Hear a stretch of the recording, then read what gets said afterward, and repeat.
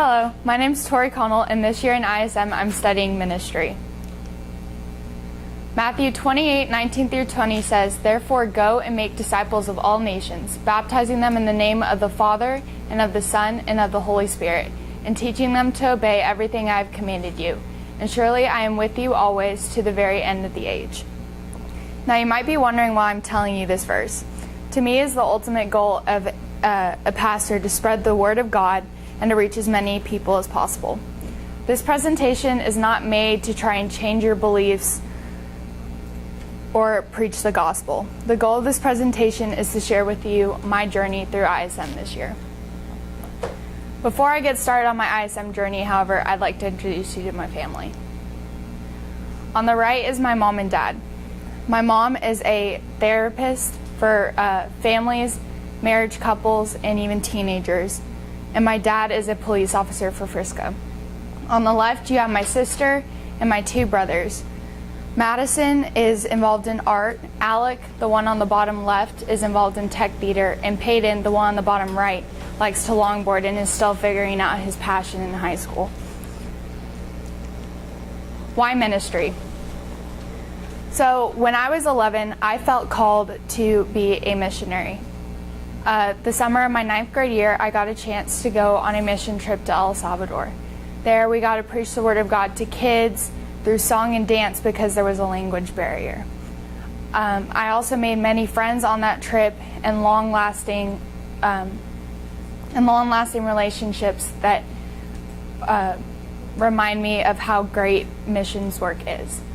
The same summer, I also got a chance to be a summer intern for my church, Hope Fellowship. During the internship, I managed and coordinated events. We created an event for high schoolers called Splash Bash, where we had to be restricted under money, and we even set up and broke down everything, just working behind the scenes of what the whole youth group does. So my quote for this year is, I live my life as if 1 million people hang in the balance, but count it all worth it if one person is saved. And this is a quote by my youth pastor, William Perry. So for my first assessment was the career outlook, and I learned that from 2012 to 2022, the projected growth in the field of ministry is going to be 8 to 14%. And the projected job openings is going to be 57,000. This is exciting for me because as soon as I graduate college, I hope to immediately jump into the field as a pastor, whether it be a youth pastor or a missionary. For my research, because I was stuck between missions and ministry, I decided to research both. So the first article I researched was called "The Next Generation," and it taught me that more and more young people are constantly entering the field of ministry. A statistic in the article said that 80 to 95% who graduate college with a degree in theology end up getting a job in ministry. And there are many different types of ministry, from prison ministry to youth ministry. The second article I researched was "Theological Education in Kenya and the Future of the Church, an Anglican Case Study." This article told about how Africa is now home to about 475 million Christians, and the theological education institutions in Kenya teach people to become clergy and to become pastors for the Anglican Church of Kenya.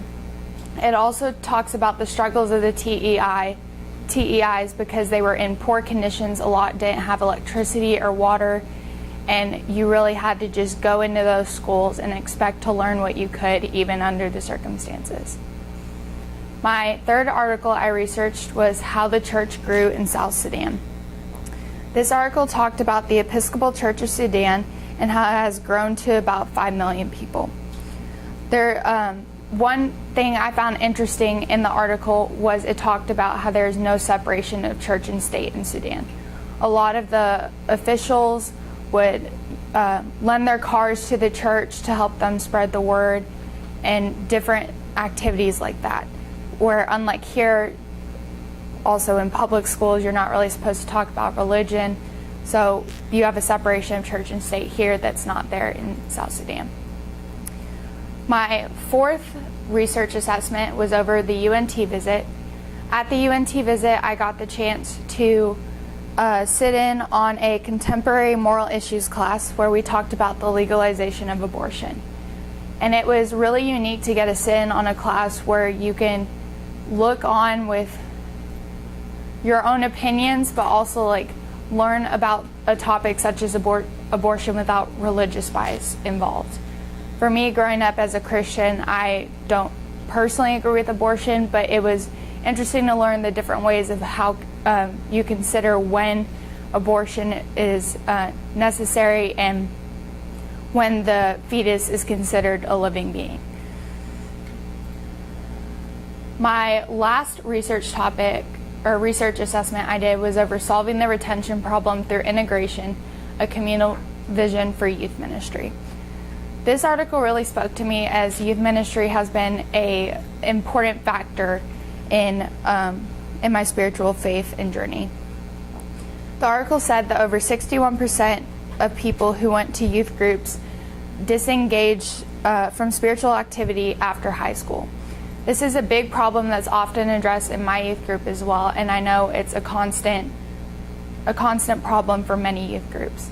A lot of the times when high school students go off to college and stuff, they begin to lose the connection with the church. They have to go out and find a new one, and some of them just aren't dedicated enough to go do that. Youth ministry is also being seen as a service provider in this article. One topic it talked about in the article was how there's no mutual benefits. Like a adult will be leading a youth group and preaching into the kids, but is not willing to learn what the kids have to tell. This really spoke to me as well because I am a 4th and 5th grade crew leader at my church, and I swear I learn more from the kids than I can ever teach them. So my first interview was with Lacey Arthur. She's the short-term missions associate at Family Legacy. And what her job is to communicate with the families that she sends over to Zambia for Camp Life and Dream Camp. These camps allow whole families to go over and into Zambia and work with the orphanages and the schools that are built there for a week or even for the summer, and just create relationships and learn how religion is spread through a different world or country. My next interview was with Greg Methvin. He's the rector at St. Philip's Episcopal Church, which is right down the road from the high school. And one of the main topics I got from him on how to create a sermon is homiletics and hermeneutics. So homiletics is the delivery of the passage, and hermeneutics is the study of the passage. First off, whenever you're creating a sermon, you have to study the passage, but a very important part of a sermon is how you deliver it. You have to connect with the audience. You have to be willing to put a lot of time in to figure out the best way people want to hear what you have to say. Another big question he talked about when considering a sermon is what's a healthy spiritual diet for the people in the church. A lot of the times, pastors will see a problem in this topic versus that topic, but they ultimately have to think that they're not just trying to address their own issues and their own questions. They have to address the main topics of the people of the church. So where the pastor might be seeing that death is like a big thing going on in their life right now, and they want to talk about that, and the church might be seeing how like friendships and relationships are more important. The pastor has to put aside their own problems and talk about the topics that the church wants to hear. And the main thing he said that you need whenever going into the field of ministry is the call. If you don't have a call to ministry, you're not going to be passionate about what you do, and the job you do is just going to feel burdensome. My third interview was with Brittany Green. She's the girls minister at First Baptist Church in Frisco. And talking to her, I kind of had a little bit of a connection with her, but it was also a little bit harder just because she was so young, I think. One of the main things she talked about was that you need to maintain friendships. And that's not just friendships inside the church, that's friendships outside the church as well. Another thing she talked about is balance. You have to have a balance between your work life and your social life and your personal life. You can't just solely be go all in on work. You have to create time where you can relax and let go of all the pressures of being a pastor, because there are a lot of responsibilities that come with being a pastor. Another thing she said that helped her, that she studied in college, even though she absolutely hated it, she took a group counseling class. And that is a really great class that I think all pastors should take, because you are constantly counseling a group of people. You're preaching to large numbers of people, anywhere from maybe even 20 to 500 people at a time. You have to be willing to listen to everybody's needs and everybody's wants and try and meet those needs as best as you can. And I think group counseling is a great way to do that. My fourth interview was with my student pastor at Hope Fellowship Church. His name is William Perry. And one of the things I found interesting was that he learned most from doing what he kind of considered fake mentorships. Like, he would trick people into being his mentor by asking them to go out to lunch or to get dinner, or if he could just sit down and ask them a couple of questions, and therefore he'd learn different strategies and principles from them. And I thought that was funny, because when you say the word mentor, a lot of people freak out, and he was able to just kind of squeeze his way in there by tricking people, which I advise you don't do as a pastor. But it worked for him. And one of the big things he learned was that one principle of strategy that might work for one church is not essentially going to work for another. So it's great to get a bunch of different views from a bunch of different professionals. Another thing he talked about that I think is really important is that the life of a pastor is a performance. You are constantly on display. How you preach in church, how you present yourself on stage is going to be how the people around you, the people of your church, your friends, your family, expect to see you outside of that business setting. He said it's a performance where you have to constantly watch what you say, watch what you do, and you have to think about how your actions are going to affect others and how they're going to affect the whole view of the church as a whole. My fifth interview was with the lead pastor at my church, John McKenzie, and the courses he took in college were theology, counseling, psychology, and leadership development. One of the biggest struggles for him was leading a team, because since he's over all the pastors, he has a large team to lead, and he has to make sure that everyone's doing their job. And he says it can be difficult to get along with a lot of people in the group, but you also have to maintain a balance between counseling people in your group and picking them up, and also setting your foot down and being a strong leader.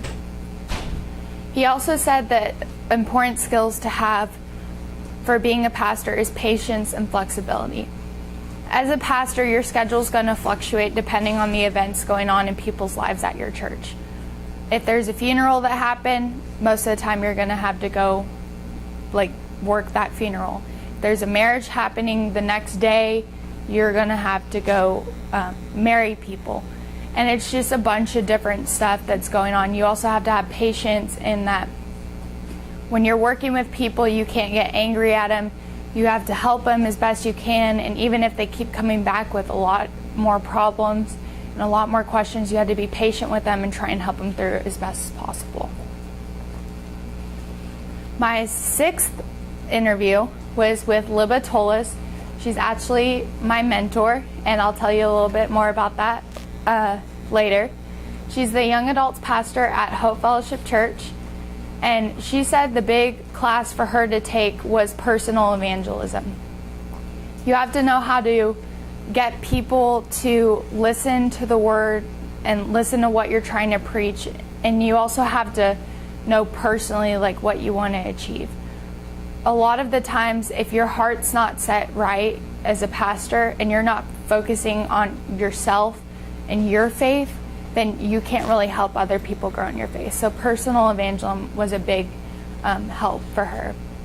Another thing she said that's very important and makes me extremely happy is that mentorships are very helpful in that you get to learn under people, and I'm really excited to get to learn under her. Mentorships allow you to experience different parts of what goes on behind the scenes in a church and just gain actual experience about what it takes to be a pastor.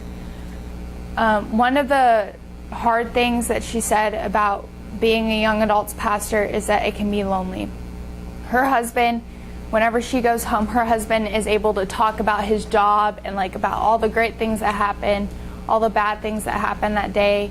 He can just be so excited and so fulfilled about his job and just ecstatic with everything that's going on. Where what Libba does, she has confidentiality. She has to have client confidentiality with her husband. So if she had a bad day because someone said that, like, confronted her with a problem that she doesn't know how to face and she has to figure it out, like, she can't just go to her husband and tell her, oh, this happened or this happened, because then that could detour her husband's view of the people that Libba's working with. And you don't want to make someone out to be what they're not to be just because they're going through a hardship at the time.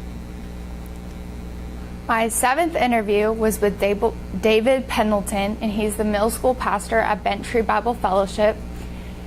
Ironically enough, he said the biggest thing that helped him, like the class that helped him most, was theater. And I just thought that went back to the point that Will said about performance. You're always on performance. You always have to be on stage and looking like the best example for a Christian that you can be and for a pastor that you can be. His big question was, how would you define success in ministry? This question, to me, when he asked it, I was like, well, obviously it's not money. You're not going to get paid a lot to be a pastor or to just spread the word of God. You're not going to have a lot of money. And so to me, to define success is by reaching as many people as possible. And when I talked and interviewed all these people, that's what they said their ultimate goal was. And that's what they said their ultimate success was, trying to reach as many people as possible. He also said that there isn't really a difference between his personal life and his work life, that it's constantly a lifestyle. And that's another thing that I think goes back to the whole performance side. So for my original work, my dad brought up the problem at the Frisco Police Department that they currently make their own kit for homeless people. And so what I wanted to do was to create a kit for homeless people, and it's laid out here at the front, that would be distributed by Frisco PD and contain basic necessities such as gloves, hats, deodorant, Kleenex, and it also includes a contact list of people who help donate money and resources that they can go to. So in order to get that started, I had to create a list of all the items I wanted to be in the bag and find out the total for how many 40 bags would cost. So I came up with a maximum budget of $400, including tax and shipping, to create all 40 bags, which is essentially $10 a bag. And that seems pretty low for the amount of 13 items being included in one bag, which I think is awesome. I also had to create a list of people to contact. And so what I did is I went on all the Frisco, City of Frisco, like churches, websites, and found like the lead pastor, the person who managed finances, the person who managed missions, and conducted a list of 35 contacts, which I all had to send a email. So this was the example of my email. Basically, it said I wanted to create these care packages for homeless people and just asked for their donations, and just said that thank you for even just taking the time to read this email, and that I just want to help people in the community. So it was a great way to reach people, and also I had to send out 35 of those, which was amazing that I was able to do that. Another thing I attached with the email was this flyer. It's the Hope bags, and it just says what's in the Hope bags, what the purpose of it is, and then it also has a little box with a way to create the information for donations and to make either your donations in cash or check. So after I started getting donations in, I know from St. Philip's Episcopal I got 96 toothbrushes, and I only needed 40. So I was able to use like 2 per bag, and it was great. And I got like $80 from the Frisco Police Department. And once I got these donations in, I started going out, buying the supplies, purchasing a lot of it, and then I went to my grandmother's house and we embroidered 40 bags with the word hope. It was a long process. Each bag took about 5 minutes, and to do 10 bags took about an hour and a half. So I stayed with my grandmother just working on it, helping her map out the correct area that it needed to go in, and we ended up creating 40 bags with the words hope on it. Also there, I began stuffing bags as well. My grandmother also helped by buying some of the items and donating those to me. And so I started stuffing the bags, and overall the whole process of creating these bags probably took about 17 hours, but it was a lot of work to go out and find them. And then once I stuffed the bags, I also brought them all home, made sure that I created the resource information, which had to be compiled and like fixed and set up, and then stuffed all the bags, and I brought them up to the Frisco PD. And one thing that I thought was really cool that I wanted to share with y'all is that the Frisco PD actually thanked me on their Facebook site for bringing in these bags. I took a picture with the chief of the service bureau at the PD, and it was just a great opportunity. I didn't expect to see any results from these bags personally, and I was excited to see that it was able, by seeing this, there were like over 1,000 likes on the pictures and plenty of comments. I was excited to just get the chance to spread awareness that there are homeless people in the Frisco community, which a lot of people don't think about, and also just get a chance to spread awareness for the ISM program. And I think Coach Goff can attest to that. It was also featured on the Frisco teacher website as well, which I was excited about. So my mentor, like I said, is Libba. I actually scheduled my first meeting with her for this Thursday at 2, and I'm really excited to get the chance to go out there and talk to her and learn from her, and also get to sit in on some of the classes that she's going to be teaching, just to see how she creates a sermon and then how she then implements it into the class that she teaches. So, in conclusion, I hope to use all the information I have learned this year to further my education in the field of ministry. I also hope to use my experiences gained to help me find a job in this career field. It is definitely going to be a year to remember. Jeremiah 29:11 says, "For I know the plans I have for you, declares the Lord. Plans to prosper you and not to harm you. Plans to give you a hope and a future." I know that my future is already looking bright. Thank you for being a part of this plan and journey, and I cannot wait to see where God leads me next. Okay, look at that. Wait.